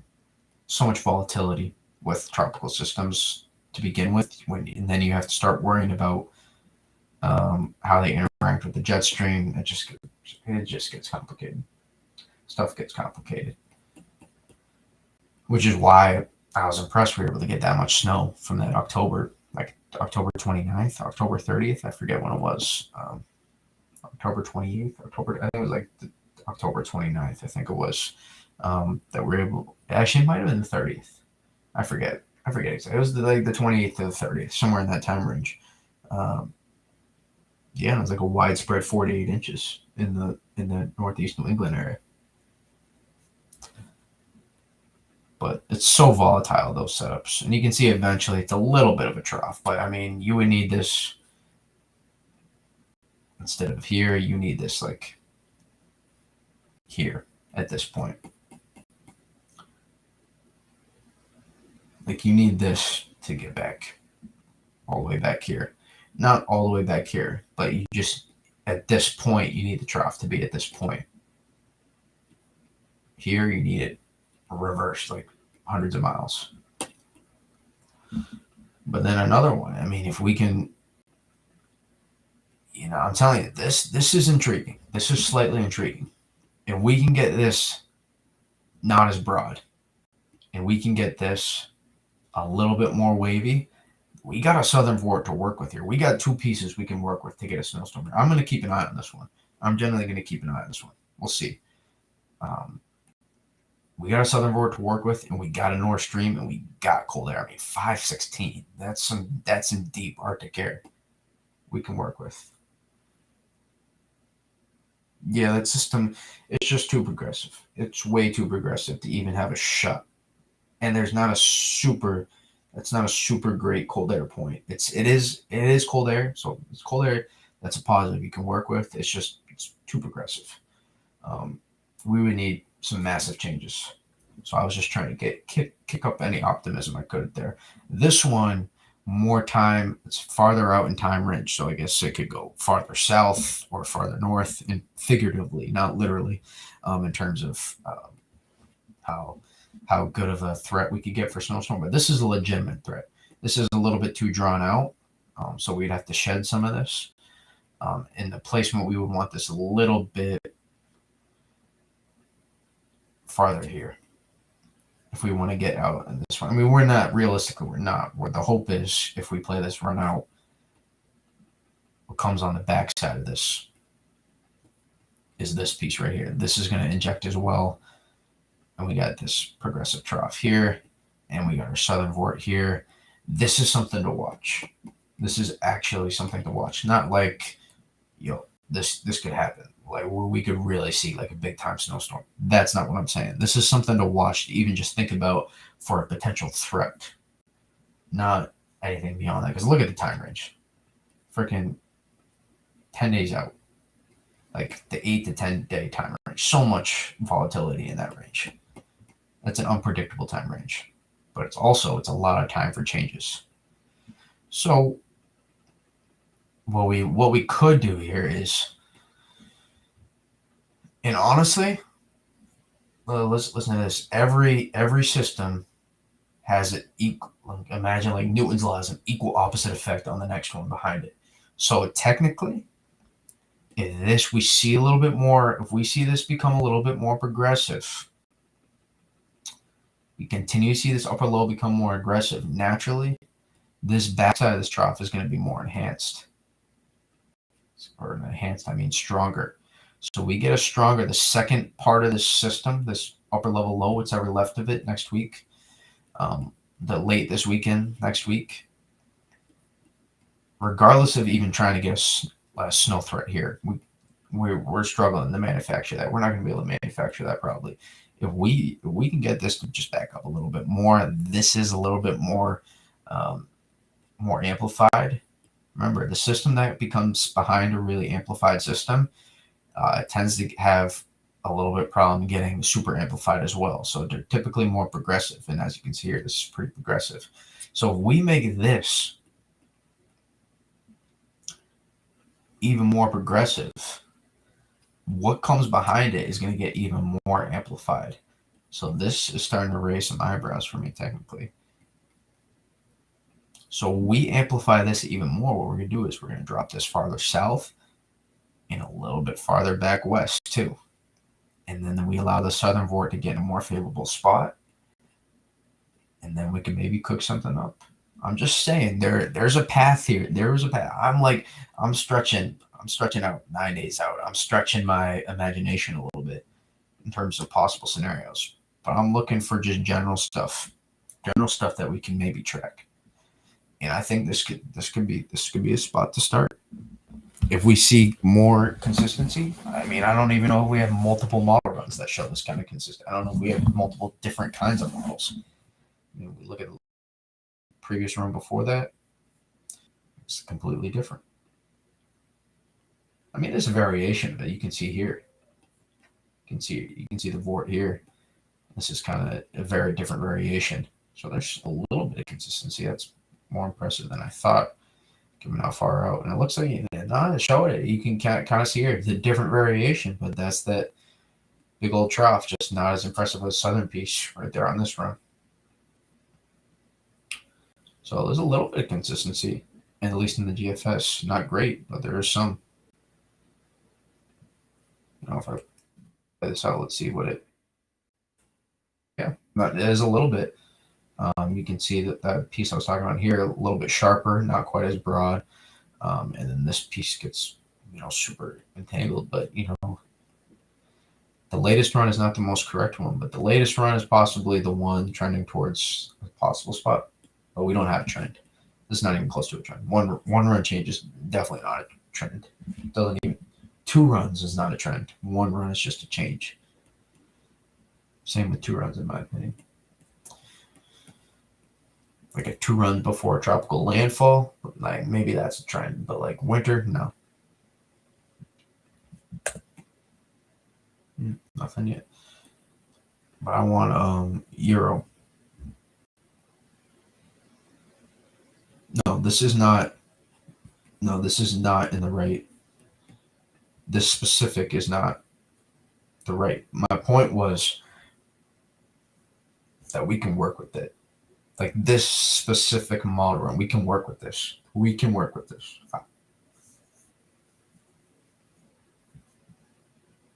Given 10 days out, this specific model run is not getting you something. However, the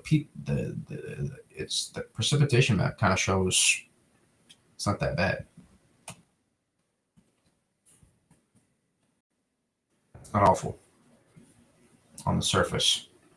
And it kind of makes sense based on what here because you have your southern vortex. There's a little bit of streaming action going on, so we got convection firing up here. And then it later takes off, but this is way out in Canada and Newfoundland. But Euro. Yeah, it's something to watch. I'll keep my eye on it. And it hasn't been great consistency. There's been some consistency, but not great consistency. So I'm not gonna look at it and say, yeah, this is something we get. We gotta watch it. Big snowstorm. We gotta watch for it. No, we're not even close to that point. I'm just trying to look for something at this point. I'm just trying to look for anything. You can see the euro. Not a bad.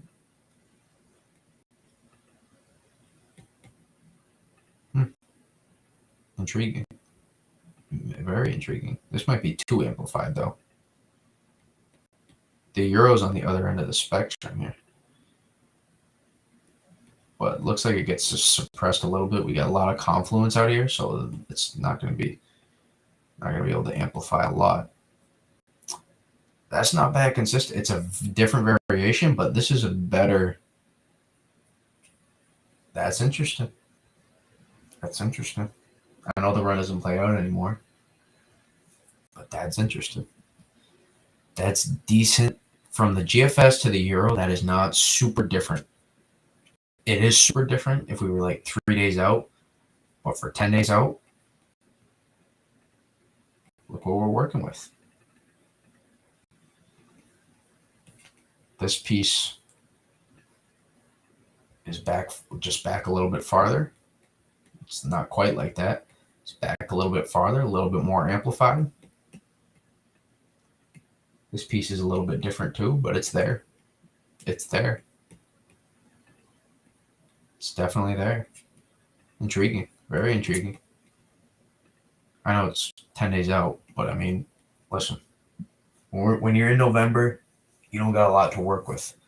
If this were like mid-January, I'd be like, I'm not going into this.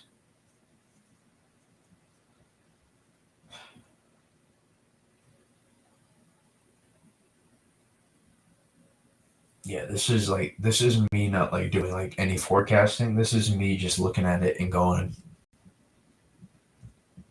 how could we get a snowstorm? This is me being biased, trying to figure out how we can get a snowstorm. Or just snow in general.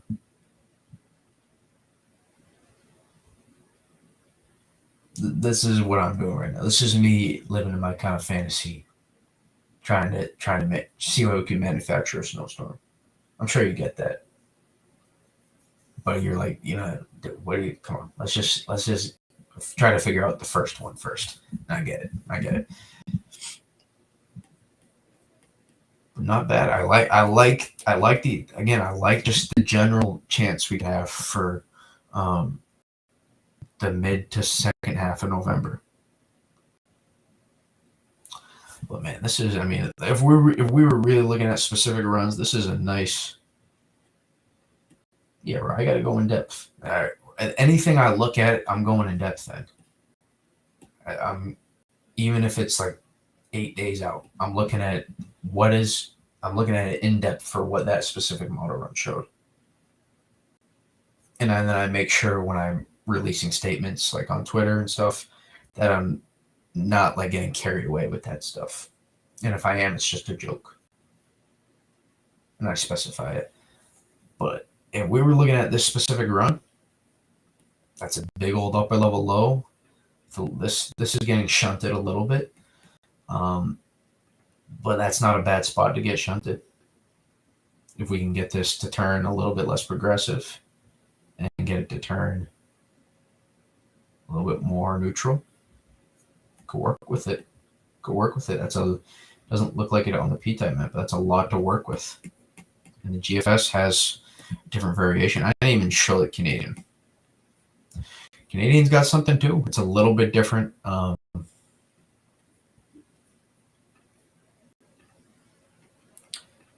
little bit different in the placement. This is actually a little bit farther back, and it's just different in general. We could look at the P-type map 10 days out, but that's interesting. Typically, when you see this like clipper systems, the like 1001, something that's always something you want to watch when you get it. Basically like a clipper system almost. Just a nice upper level low. Clipper in November. Clipper systems in November are a good sign. I'll tell you that right now. I mean, I don't know what the CMC is trying to cook up here.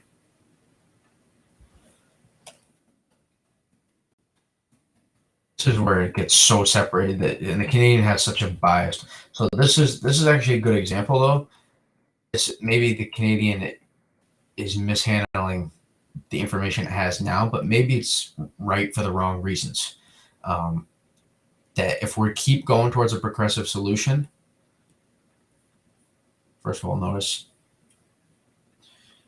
the CMC's got heavy rainfall.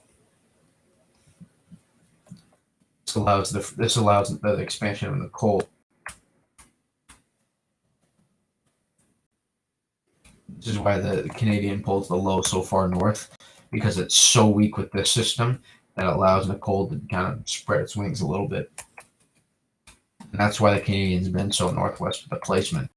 It's been weak with this. It struggles with amplification a lot, so it's probably, given the current, this is why I say it could be right for the wrong reasons, is that it's messing up this right now, but it could be the solution models are heading towards.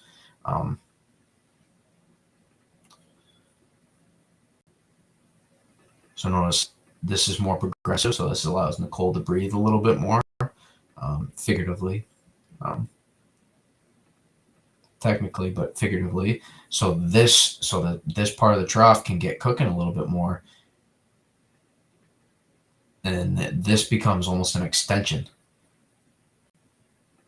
It has this piece diving in a little bit sooner, and this almost becomes an extension of the trough. And this is going to get this whole piece is not going to be able to get pulled into this. It's too long. It's too long, so it's not going to be able to get pulled in. So it's going to leave something behind. And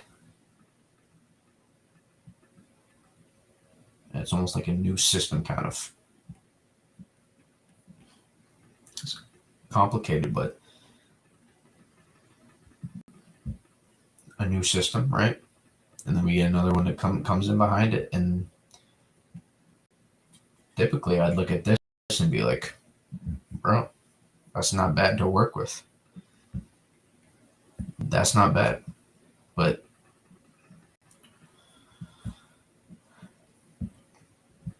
too far out to have any specific idea yet.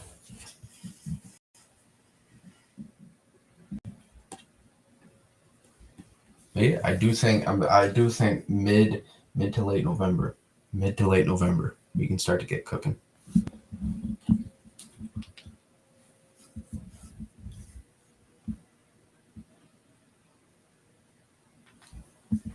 I think that's when we can start to get cooking with some winter stuff.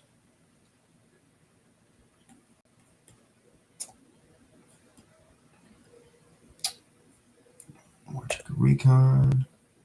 Yeah, all right, I think we're gonna call it a stream. I went a little longer than I thought it was going to go, but that's fine. Yeah, we didn't even go 2 hours, so we didn't even go that long. Call it a stream. I appreciate everyone that came in tonight. We'll try to do another stream tomorrow night. I will try to. We'll have more information on Nicole. We'll have a little bit more information on the flood threat for the East Coast, and we'll also have a little bit more of a better idea of the long range pattern too, the medium to long range, not like months out long range, but like the 8 to 10 day range. Try to figure that pattern out. It looks like there's a chance. There's something to work with there, the Arctic air to work with. So we'll see what we can try to get a better idea of in that range.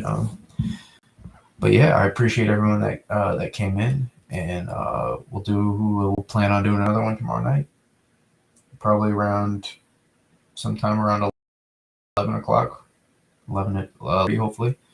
We'll try to do another stream. So I'll see you then. Peace out.